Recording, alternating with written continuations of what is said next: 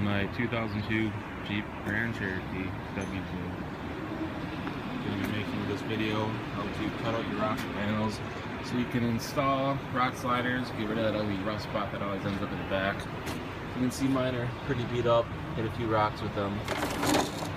So anyways, one of the first cuts we're going to make, it's going to be just below this curve here. Cut off wheel, sawzall, whatever will work best for you. But we're going to cut about this height all the way down to where you want to end. Mine I'm going to wrap around the back, cut everything out back there. I'm going to make a couple cuts, you know, like so. And here we go. As you can see, I made my first cut straight as I could all the way along the back, and I actually wrapped around. And I went ahead and made these vertical cuts here down to the pinch weld. And our next cut is going to be along the pinch weld on this side all the way to the back to match the same. I also made this cut at the back too, same as up here, so you can pull that section down. So I finished my cut on the bottom side here. I met up with that over there, all the way along the bottom.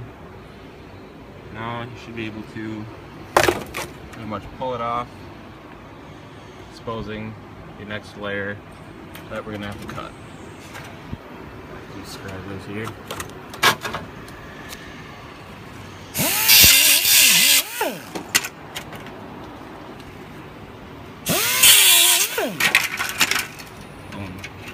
Outer rocker cut. Also, you might see some smoke when you're cutting.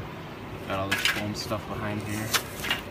Go ahead and peel that out of the way. So, the next part that you gotta cut, you want to cut it level with this the best you can, is this inner piece.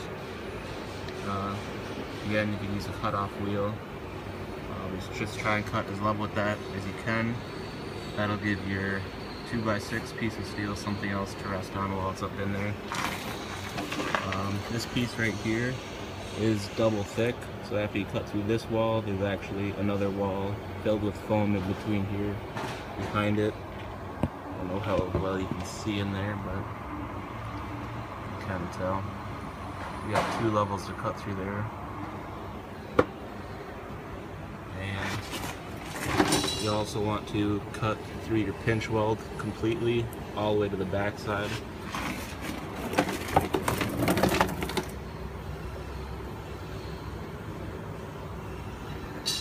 So there we go. Cut through all the way up to here, or wherever, back to here is actually where I'll be cutting up through.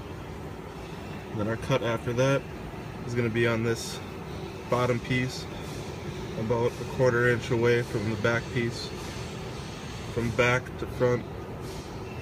Alright, made this cut all the way across here. I also made one vertical in there as well. This part is the double part. I wasn't able to get at the back part yet, so after I make my next cut, I'll be able to push it back and get in there a little better. So, as I said before, the next cut we're going to make is going to be right along here, all the way back, all the way back through that double piece back there. Alright, so I've gone ahead and made my cut along the bottom side here. It did take a little bit of prying and wiggling to break all the pieces that you kind of miss free. And here you can see, oops, the back side that I wasn't quite able to get through yet. I'll have to go back and get that. Shouldn't be too difficult. Then that's the last piece, and this whole piece, you can see it or not very well. It's the only part that's holding her up. And there you have it, whole piece out. That's the double walled part that I'm talking about, kind of a pain. Then kind of at the ends, you just have your own little bit of trimming to do. Really explain from that. Take the rest of that out of there.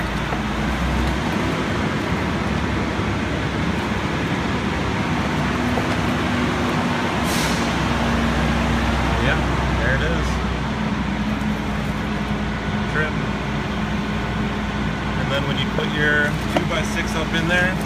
It's going to rest up against, let's do it now. It's going to rest up against here.